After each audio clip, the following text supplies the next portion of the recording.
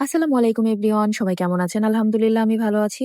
আজকে আপনাদের সাথে খুবই মজার একটা মাছের ঝুরা রেসিপি শেয়ার করব। আমি এই মাছের ঝুরাটা রুই মাছ দিয়ে তৈরি করেছি। আপনারা চাইলে যে কোনো বড় মাছ দিয়েই তৈরি করতে পারেন। এই মাছের ঝুরাটা খেতে যতটা মজা, রান্না করা খুব বেশি সহজ। চলুন কথা না বাড়িয়ে রান্নাটা শুরু করি। শুরুতে চুলায় মিডিয়াম হিটে একটা ফ্রাই প্যান গরম করে এতে আধা কাপ পরিমাণ সয়াবিন তেল আর 2/3 কাপ পরিমাণ পেঁয়াজ কুচি দিয়ে দিয়েছি। এখন পেঁয়াজগুলোকে নেড়ে চেড়ে 2-3 মিনিট একটু ফ্রাই করে নিব। যখন পেঁয়াজগুলো চারদিক থেকে এরকম হালকা ব্রাউন কালার হতে শুরু করবে, এই পর্যায়ে এখানে পরিমাণ মতো লবণ দিয়ে দিব। লবণের পরিমাণটা আপনাদের টেস্ট অনুযায়ী দিয়ে দিবেন। এখন আবারও সবকিছুকে আরো 2-3 মিনিট একটু ভেজে নেব। পেঁয়াজগুলো যখন হালকা ব্রাউন কালার হতে শুরু করবে, এই পর্যায়ে এখানে আগে থেকে কাটা বেছে রাখা মাছগুলো দিয়ে দিব। আমি এখানে 5 টুকরা মিডিয়াম সাইজের রুই মাছ, পরিমাণ মতো লবণ, আধা চা চামচ পরিমাণ হলুদের গুঁড়া, আধা চা চামচ পরিমাণ মরিচের গুঁড়া আর 2 কাপ পরিমাণ পানি দিয়ে 10 মিনিট জাল করে সিদ্ধ করে নিয়েছি। তারপর মাছগুলোকে ঠান্ডা করে ভালো মতো কাটা বেছে এরকম ঝুরঝুরা করে নিয়েছি। এখন সবকিছুকে একসাথে ভালো মতো কিছুক্ষণ নেড়ে চেড়ে ভেজে নিব। কিছুক্ষণ ভাজা হয়ে গেলে এখানে আমরা দিয়ে দিব আধা চা চামচ পরিমাণ আদা বাটা, আধা চা চামচ পরিমাণ রসুন বাটা আর 1 চা চামচ পরিমাণ জিরা বাটা।